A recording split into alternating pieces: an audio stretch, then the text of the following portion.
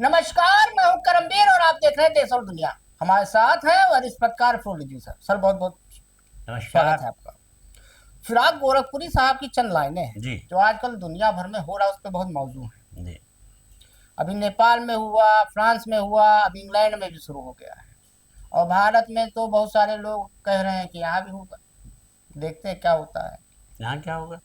कहीं अखिलेश यादव जी कह रहे थे एक दिन, कहीं और कई नेता कह रहे हैं, कुछ सोशल मीडिया पे भी चल रहा है कि यहाँ भी स्थिति तो नहीं, कमोबेश वही अखिलेश है। यादव ने तो ये कहा, उनका पढ़ रहा था खबर कि हम्म, उन्होंने कहा कि अगर इस तरीके से वंचित होते रहे नौजवान हम्म, अपनी वोटर लिस्ट से और तमाम चीज़ों से, तो मोदी बेरोजगारी है। दूर नहीं है कि जब वो सड़कों पर इसी तरह उतर आएंगे। हाँ, एक मुद्दा भी लिया है आज हमने, उत्तर प्रदेश का ही है। हाँ। तो फिराक साहब की चंद लाइनें हैं हम्म। कि दुनिया को इंकलाब की याद आ रही है आज। हम्म। दुनिया को इनकलाब इंकलाब की की याद आ रही है। आज, तारीख अपने आप को दोहरा रही है वाह। आज। वो सर उठाए मौजे फना आ रही है आज, मौजे हयात से टकरा रही है आज। कानों में जलजलों की धमक आ रही है आज, हर चीज कायनात की थर्रा रही है आज। तो सर, आज जबरदस्त। 14 सितंबर है। हम्म। आज भारत और पाकिस्तान के बीच एशिया कप का मुकाबला है। 3 दिन बाद प्रधानमंत्री जी 75 साल के हो जाएंगे। हाँ, उनका वो देखते हैं, 2023 में चीता लाए थे, अब देखते हैं इस बार क्या लाते हैं। तो सर, सब विरोध कर अच्छा, रहे हैं। इस मामले में ये क्या नाम है अपने भागवत जी थोड़ा उनसे बड़े हैं, कुछ साल, कुछ दिन, हाँ, कुछ दिन बढ़े हैं। कुछ दिन बड़े हुए। कुछ दिन बढ़े हैं। 75 के वो हो गए, उनका हाँ, डिक्लेयर हो गया। उनका तो डिक्लेयर हो अब गया। 3 दिन बाद इनका भी डिक्लेयर हो इनका भी 3 दिन बाद डिक्लेयर हो जाए, तो उन्होंने तो अपना पहले ही बता दिया था, तो भैया ये कोई नियम मार्गदर्शक मंडल में बहुत से लोग होंगे फिर। नहीं। तो उन्होंने, जोशी जी, भागवत जी ने अडवाणी जी। क्लियर कर दिया ना। उस दिन कहने दिया था, नहीं नहीं, मैं जब तक चाहूंगा 80 साल तक चाहूँ, 90 साल तक, ऐसा कोई कहने नियम मैंने का नहीं। काम से किसी को नहीं रोका ना है। ना ना ना, वो सब जान खाली चुनाव तक था। अच्छा अच्छा। अब सर, इस जो आज मैच है उसका एक हैशटैग चल रहा है विरोध का। हम्म। खिलाड़ी भी परेशान है, प्रेशर में है। हम्म। और कल एक प्रोग्राम था एक चैनल का, तो उसमें एक भाजपा के पूर्व सांसद रहे राकेश सिन्हा। जी। तो उनसे एक लड़की ने एक सवाल पूछ लिया। हम्म। अब वो ऐसा फंसे और अचकचा गए कि क्या जवाब दें। लड़की ने सवाल पूछा कि एक तरफ आप कहते हो कि खून और पानी एक साथ नहीं चलेगा, ऑपरेशन सिंदूर जारी है, लिखा पढ़ी में काम चालू है। हम्म। हाँ, वो लिखा रहता है महाराष्ट्र में, जैसे हम अपने यहाँ लिखा रहता है काम चालू है, वहाँ काम चालू है। तो वैसे काम चालू है, कार्य प्रगति पर है। तो भाई, क्रिकेट मैच कौन सा बहुत जरूरी है कि क्रिकेट मैच इतना जरूरी है कि खाना नहीं खा पाएंगे। राकेश सिन्हा ने इसका जो जवाब दिया वो मेरे पल्ले नहीं पड़ा। हम्म। उन्होंने कहा, देखो ऐसा है कि मोदी जी ने हम्म। पानी और खून के लिए बात की थी, क्रिकेट की बातें नहीं की थी। अरे वाह। ये वाह नया वाह उन्होंने वाह। पता चला। ये बहुत उम्दा काम है। हाँ बहुत काबिलियत वाली बात है, हाँ। देखिए अब ये बहुत काबिली लोग बोल सकते हैं। हाँ, बहुत कम लोग ही बोल सकते हैं, कर उनको अपनी जान प्राण बचानी थी। हम्म। अब इस पे एक रणदीप सुरजेवाला साहब, हम्म। कांग्रेस के, उन्होंने एक लिस्ट बाकायदा की है कि हम्म। कब कब ऐसा हुआ है, कब कब ऐसा हुआ है कि भारत और पाकिस्तान के बीच मैच रद्द किया गया, सरकार ने किया है। सन 62 से 77 के बीच 16 साल तक भारत ने पाकिस्तान के साथ कोई मैच नहीं खेला। नेहरू जी वाला टाइम भी उसमें है, उन सारा कोसते हैं नेहरू जी को ही। आज भी मोदी जी ने झूठ बोला है। हम्म। 1986 में इंडिया ने एशिया कप का बायकाट किया था, एशिया कप यही जो आज है। 90 में भी एशिया कप का बायकाट हुआ था। 93 में तनाव की वजह से एशिया कप कैंसिल हुआ था। 2008 में इंडिया का पाकिस्तान में चैंपियंस ट्रॉफी खेलने से इनकार किया गया था। और ये राष्ट्रवादी पक्के हैं, इनसे बड़ा राष्ट्रवादी कोई मिलेगा नहीं। सारा राष्ट्र का ठेका जो है भाजपा के पास है। मनोज तिवारी अलग अपना बता रहे हैं, अनुराग ठाकुर अलग बता रहे हैं, एक वो है जगत गुरु राम भद्राचार्य, वो कह रहे हैं भारत जीतेगा। अब मैं आज बड़ा सोच सोच के परेशान हूँ, जब कल भारत जीत जाएगा आज रात में, तो मोदी जी उसको कैसे प्रचारित करेंगे? Imagine, can you imagine it?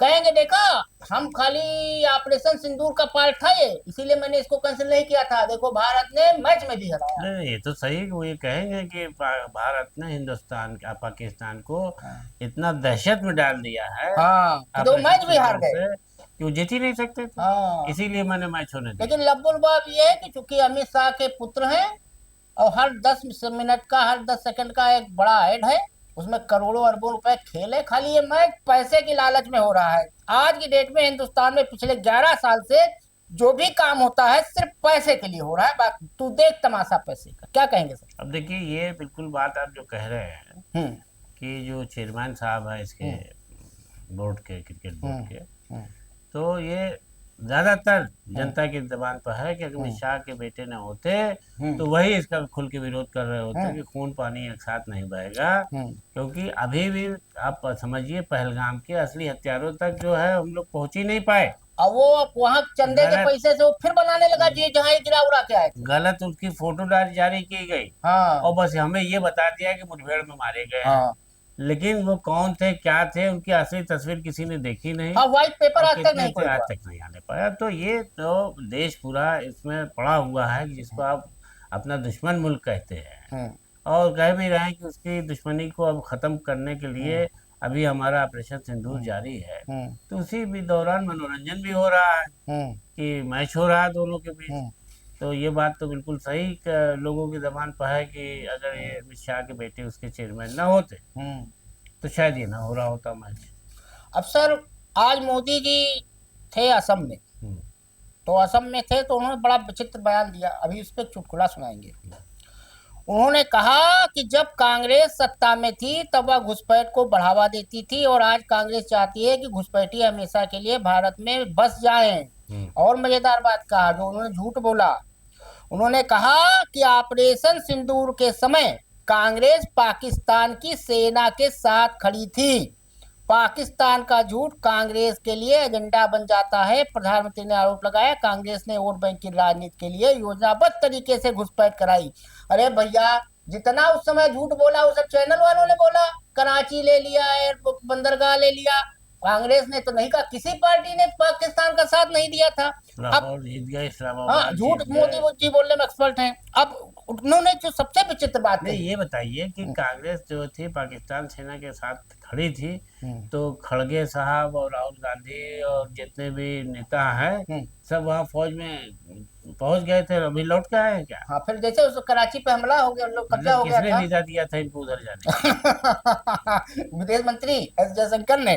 ठीक अब जो है। जो साथ में खड़ा था हाँ चीन, हाँ उसके तो दौरे पे गए, अरे वहां तो उनका दौरे पे गए और हाँ वहां पर उल्टा ही कहा गया कि हाँ पाकिस्तान की जो जाफर एक्सप्रेस हो भी हाँ उनकी, उस पर भी चर्चा हाँ, होना उसको चाहिए। बैलेंस किया गया। आपके बराबर बता दिया। अब मोदी जी ने जो सबसे विचित्र बात कही, उन्होंने कहा, मोदी जी ने कहा कि आम तौर पर मुझे कितनी भी गालियां कोई दे, मैं तो भगवान शिव का भक्त हूँ। जहर पी ऐसा लेता। भक्त हूँ। और कहा सारा जहर निगल लेता हूँ, मतलब नॉन बायोलॉजिकल है। या फिर उन्होंने प्रूफ किया विस्मरण कर ले। हाँ कि सारा जहर निगल लेता हूँ, लेकिन जब बेशर्मी के साथ किसी और का अपमान होता है तब मुझसे सहा नहीं जाता। पीएम मोदी ने पलटवार खुद पर और अपनी दिवंगत मां हीराबेन मोदी पर किए गए अपशब्दों के लिए किया।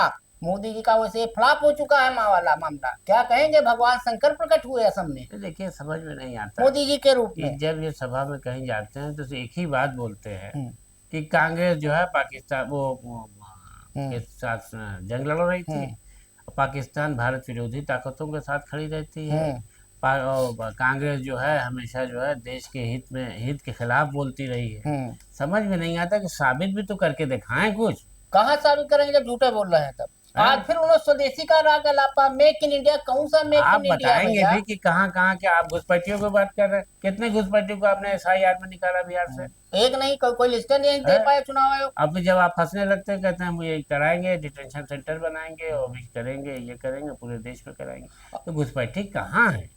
और स्वदेशी का राग अलाप रहे, चाइना से डील करके आ रहे हैं। 70 साल से देश चल रहा था, विकास कर रहा था, बड़ी बड़े काम हुए, बड़ी बड़ी चीजें हुई, तो सब घुसपैठ करें। घुसपैठ पसंद है, इसको घुसपैठ कराते हैं। नहीं, वो एम्स तो आप आए थे, कितने निकाले आप? पंडित नेहरू ने IIT एम्स जो बनाए थे वो घुसपैठियों के लिए बनाए थे। इन्होंने तो बेचे हैं सब। वो बात करे आदमी जो जनता को अच्छी लगे सुनने में। अरे इस पे एक छोटा सा चुटकुला है सर। एक आध मुद्दा स्किप कर देंगे या स्टार्ट कर देंगे। एक आदमी मरा तो ऊपर पहुंचा, तो मैंने सोचा कि भाई जैसे किसी होटल में आदमी जाता है तो होटल में तुरंत तो कमरा मिलता नहीं है, वेटिंग एरिया में बैठना पड़ता है। रिसेप्शनिस्ट कहता है कि सर आपको सूट चाहिए कि डबल बेड चाहिए, सिंगल बेड चाहिए कि डॉर्मेट्री, तो जैसे पैसा होता है उस हिसाब से आदमी बताता है। तो वो कहता है रिसेप्शनिस्ट कि भाई थोड़ी देर वेट कर लीजिए आप सर, वेटिंग एरिया में सफाई हो रही है रूम की। तो ऐसे होता होगा ऊपर भी, क्योंकि लोग हर मिनट मरते रहते हैं, पैदा होते रहते हैं, तो ऊपर से जब कोई आएगा तभी जगह नई स्पेस वहां बनेगी। उस हिसाब से स्वर्ग, नरक, जन्नत, जहन्नुम लोग जाते होंगे। तो एक आदमी मरा ऊपर पहुंचा, मैंने हमारी ऐसी सोच है कि डायरेक्ट तो कोई स्वर्ग या नरक नहीं जाता होगा यहाँ से, कुछ ना कुछ होता होगा उसका। ये आपका ख्याल, इमेजिनेशन हाँ है हाँ, कैसा होता होगा। ऐसा भाई फार्म वार्म भरा जाता है, आधार वाधार जैसे कुछ दिया दुनिया में जाता कोई होगा। आता है, कमरा हाँ होटल ढूंढता है हाँ किसी हाँ देश में, बिल्कुल वैसे तो वहां मतलब भी। इस दुनिया से उस दुनिया गए तो होटल हाँ होटल एक ढूंढा। बीच में कुछ होगा ऐसा अच्छा हार्ट स्टेशन। तो अच्छा। वो गया तो रिसेप्शन ने कहा भाई वेटिंग में बैठो, बताते हैं कि स्वर्ग भेजें कि तुमको नर्क भेजें। तो जब वेटिंग एरिया में बैठा था तो देखा वहाँ घड़ियां लगी। तो उसने पूछा भाई ये घड़ी काहे के लिए लगी है? तो उसने कहा ये आपके देश की नेताओं की घड़ी है, कौन सा नेता कितना फास्ट चल रहा है, कितना कितना फास्ट स्लो चल रहा स्लो चल रहा है झूठ बोलने में। है। अच्छा। तो उसने देखा उखा तो कहा कि भाई ये जो घड़ी है भाई ये बड़ी बात। तेज चल रही है, हम्म, ये किसकी घड़ी है? हम्म, तो कहे जो तुम वेटिंग एरिया में हवा पा रहे हो ये इसी घड़ी की हवा है, हम्म, हमें पंखा लगाने की जरूरत नहीं पड़ी है, मोदी जी की घड़ी। हम्म, तो इससे आप समझ जाइए। तो सर आज एक उत्तर प्रदेश में लखनऊ एयरपोर्ट पर हम्म, आज इंडिगो की एक फ्लाइट थी, वो टेक ऑफ कर रही थी। हम्म, तो उसमें हादसा होते होते बचा, हम्म, और उसमें डिम्पल यादव जी भी बैठी थी, हम्म। अखिलेश यादव की पत्नी। एक खबर बचा थी। लिया गया सुरक्षित, हाँ उनको तकनीकी खराबी आ गई थी। टेक्निकल प्रॉब्लम इन दिनों बहुत चल रही है। हम्म। अब सर नेपाल और फ्रांस के बाद इंग्लैंड में भी सेम प्रॉब्लम के बाद 1 लाख देखिए लोग अब सड़क पे उतर आए नहीं हैं। तो क्यों भड़ा, क्योंकि सरकार, अब लोग तो ये खबरें पढ़ते हुए हैं हर मुल्क में जागरूक हो कि रहे हैं। जागरूक हो रहे हैं कि हम्म, अपना, हम ही इनको वोट दे के चुनते हैं या हमारे नाम पर ये सरकार में आते हैं, हमारे लिए नहीं कुछ करते। नहीं सौगात देते हैं, जैसे अब लगता है अपने वहां घर पर से दे रहे हैं, बेहतर एहसान कर रहे हैं। बेहतर रोजगार के अवसर, नौकरी में बेहतर सुविधाएं, बेहतर वेतन की मांग को लेके लंदन शहर में शुरू हो गया है। हाँ मोदी जी जहाँ जाते हैं परियोजना ले जाते हैं, इतने करोड़ और की सिर्फ एक ही परियोजना। शहर नहीं, वो बात कई कई शहरों में फैल रही है, हाँ यूके के। भाई हम पैसा देते हैं, हमारे टैक्स के पैसे से तुम हमको ही सौगात दोगे, हमारा ही और तो हम पैसा है। हमको ही सताने वाले सारी स्कीम तैयार हो जाती हाँ है अब कि अब सर। आप बैंक में इतना पैसा नहीं रख सकते, इतना हाँ निकाल नहीं सकते। आप चेकबुक के लिए इतना हाँ, पैसा पड़ेगा ये एक साथ जाएंगे तो आपसे पूछताछ होगी कहाँ से लाए। हाँ जैसे आपने अपना कोई मकान में जमीन बेच दिया और कहीं से पैसा आया, अब आप डर रहे हैं कि डालेंगे तो हमसे इंक्वायरी ना बैठ जाए। हाँ तो रेगुलर होता है। अब सर एक बड़ा इंटरेस्टिंग मामला यूपी का मिला। हमारे यहाँ योगी जी हैं, मोदी जी दिल्ली में हैं, 2014 में कहते हैं ना खाऊंगा ना खाने दूंगा। योगी जी भी यही बताते हैं। हम्म, अब योगी ने जी के उत्तर प्रदेश में एक स्वास्थ्य विभाग में भर्ती घोटाला हुआ। हम्म, ये था एक्सरे टेक्नीशियन का पद था, 2016 का मामला है। हम्म, और एक के बाद एक खुलासा हुआ। सबसे पहले तो आरपी सिंह का हुआ था, हम्म, अब उसके बाद एक नया खुलासा जो हुआ वो हुआ मुजफ्फरनगर का अंकुर और हरदोई का अंकित सिंह। हम्म, इन दोनों अलग अलग जिलों में एक साथ कई जगह नौकरी कर रहे थे। हम्म, अब हुआ कि लैब टेक्नीशियन भर्ती 2016 की मेरिट सूची में 166वें नंबर पर दर्ज अंकुर पुत्र नीतू मिश्रा मैनपुरी में तैनात मिला। कागजों पर सब ठीक लगता है, लेकिन जांच ने राज खोला कि इसी अंकुर को मुजफ्फरनगर की शाहपुर सीएससी में भी नौकरी करते पाया गया। यहाँ तक कि 8 सितंबर 2025 तक बाकायदा नौकरी करता रहा और वेतन भी उठाता रहा। ये अभी 8 तारीख। हाँ 8-9 साल। हाँ लेकिन जैसे ही मामला खुला मुजफ्फरनगर वाला अंकुर रहस्यमयी तरीके से फरार हो गया। अब अंकुर की तरह ही हरदोई का अंकित सिंह भी फर्जीवाड़े का बड़ा चेहरा बनकर उभरा। मेरिट सूची में 127वें नंबर पर आए अंकित की 1 जून 2016 को हरदोई की मल्लावा सीएससी में तैनाती हुई थी। फिलहाल उसकी पोस्टिंग हरपालपुर सीएससी में बताई जाती है, लेकिन जांच ने चौंकाने वाला सच ये बताया कि अंकित सिंह नाम का यह युवक 5 और जिलों में भी लैब टेक्नीशियन बनकर नौकरी कर रहा है। लखीमपुर निघासन सीएससी, गोंडा के काजी देवरा सीएससी, बदायूं के दातागंज सीएससी, आजमगढ़ के पौई सीएससी और ललितपुर के तालबेहट, यानी एक ही नाम का शख्स 6 जिलों में नौकरी कर रहा है, वेतन उठा रहा है। यहाँ लोगों मजेदार। को नौकरी के लिए तरस रहा है, वो 6 जगह नौकरी कर। अब अर्पित सिंह वाला जो मामला था वो तो और इंटरेस्टिंग है सर। आगरा निवासी अर्पित सिंह, अंकुर सिंह, अर्पित सिंह, सब सिंह है, तीनों सिंह है। अर्पित सिंह। हाँ और बाप का नाम अनिल सिंह, और छइयों जगह सेम पता, सेम आधार, सेम बाप का नाम। नहीं तो इसमें तो हमको अच्छा खैर बताइए। अमरोहा में अर्पित सिंह, आधार संख्या सेम, निवासी नगला खुबानी मैनपुरी। शामली कथित अर्पित सिंह, निवासी आगरा। बलरामपुर हमारा जिला जनपद, कथित अर्पित सिंह, निवासी प्रतापगढ़। बाप सेम, नाम सेम, खाली पता चेंज होता है और आधार संख्या चेंज हो जाता है। फर्रुखाबाद कथित अर्पित सिंह, निवासी प्रताप नगर आगरा। रामपुर कथित अर्पित सिंह, निवासी प्रताप नगर सागंज आगरा। बांदा कथित अर्पित सिंह, सागंज आगरा। हाथरस जहां ओरिजिनल वाला अर्पित सिंह काम कर रहा था, वो कर रहा है अभी भी। ये बाकी ये 5 कौन अर्पित सिंह है, सब फरार हैं। अब अगर हिसाब किताब लगाया जाए सर, तो लैब टेक्नीशियन की औसतन वेतन जो है 50,000 रुपये है, तो 1 साल में 6 लाख रुपए हुए, तो 9 साल में ये रकम जो हुई 54 लाख हुई। तो कुल रकम अगर 6 अलग अलग जगह एक आदमी काम कर रहा है तो 3 करोड़ 24 लाख रुपए चूना तो सरकार को लगाया ही लगाया। क्या कहेंगे सर, इतना बड़ा घोटाला? देखिए सर, इसमें बिल्कुल लगता है मानव संपदा पोर्टल से घोटाला पकड़ में आया, अभी और होंगे इसे। करमवीर जी, आप ये देखिए कि अभी तो तलाश किया जाए तो जाने कितने ऐसे महकमे निकलेंगे जहाँ पर ऐसे कांड हो रहे हैं, लेकिन बहरहाल ये पकड़ा गया। लेकिन इसमें ये आप जान जाइए कि कहीं न कहीं मिली भगत है। वो तो बिना मिली भगत के कैसे क्योंकि होगा? आप हर जगह अटेंडेंस देने जाएंगे छुट्टी ले लेके, और या नहीं रहेंगे तो वहाँ का स्टाफ आपको जो दिखाएगा कि काम कर रहे हैं। 3 करोड़ 24 लाख का मामला तो ये फिर हमको लगता है कि इसमें जांच की जाए और उसे लोगों को दंडित किए जाए। यहाँ लोग रोजगार के लिए तरह एक आदमी 6 जगह सैलरी उठा रहा है। हालांकि अर्पित सिंह वाले मामले में यहाँ लखनऊ के वजीरगंज थाने में एफआईआर हो गई है। अब सर, दिल्ली हाई कोर्ट ने बहुत इंपॉर्टेंट फैसला दिया है। ये फैसला वास्तव में लोगों के काम आने वाला है, खासतौर से जो पत्नी प्रताड़ित हैं, आप मुकदमा झेल रहे हैं मेंटेनेंस का।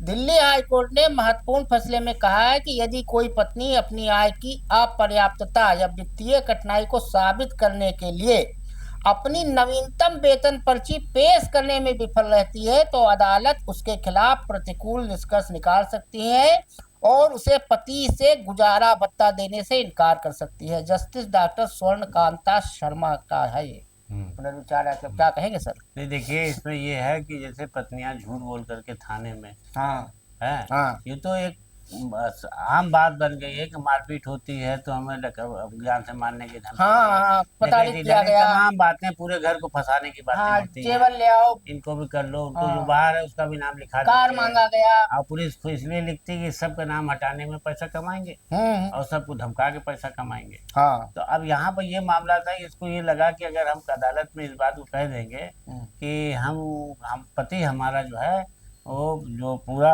खर्चा है नहीं दे रहे हैं, और हम जो पति की तरफ से दायरे की नौकरी करती है, तो इन्होंने 10,000 की पर्ची लगा दी सिर्फ, और पाती थी ये 33,000 रुपया। उनके पति ने कहा और ये झूठ बोल रही थी।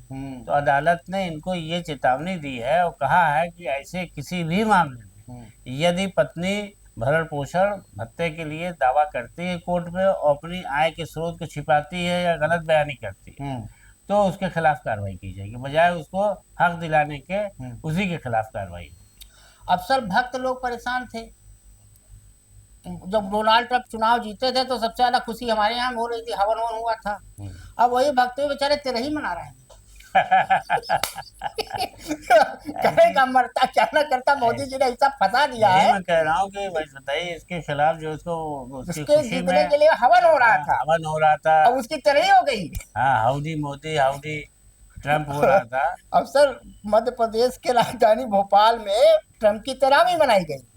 इसमें लोगों ने पंगत में बैठकर भरपेट खाना खाया। कार्यक्रम के दौरान लोगों ने यूएस राष्ट्रपति डोनाल्ड ट्रंप के पुतले को जूतों की माला पहनाई। इसके बाद अन्य कार्यक्रम हुआ। 1 तारीख को उनका दाह संस्कार किया गया था और आज तरही हुई है।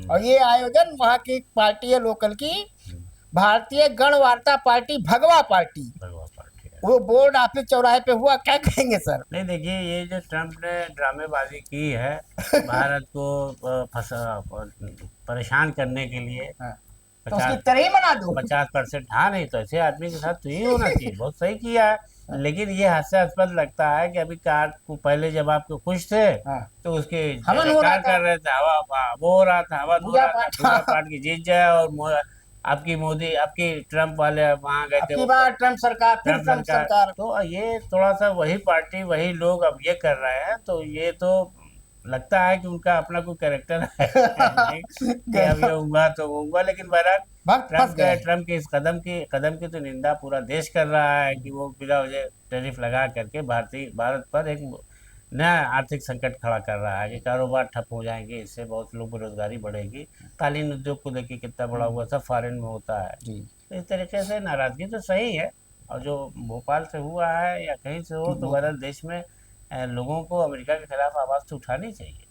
तो आज भैया विश्व हिंदी दिवस है, तो आप सबको हिंदी दिवस की शुभकामनाएं। और मेरी राय है कि आज पाकिस्तान इंडिया मैच का बहिष्कार जरूर कीजिएगा, बायकॉट कीजिएगा। यही असली राष्ट्रवाद है। खून और पानी अगर साथ नहीं बह सकता है तो क्रिकेट भी नहीं हो सकता है। बिल्कुल सही बात, बिल्कुल सही। और चलते चलते चार लाइनें हैं कि खत के छोटे से तरासे में नहीं आएंगे, खत के छोटे से तरासे में नहीं आएंगे, गम ज्यादा है लिफाफे में नहीं आएंगे, मुख्तसर वक्त में ये बात नहीं हो सकती, दर्द इतने हैं खुलासे में नहीं आएंगे। और जिस तरह आपने बीमार से रुखसत ली है, जिस तरह आपने बीमार से रुखसत ली है, साफ लगता है जनाजे में नहीं आएंगे। तो आज के लिए इतना ही, शुक्रिया।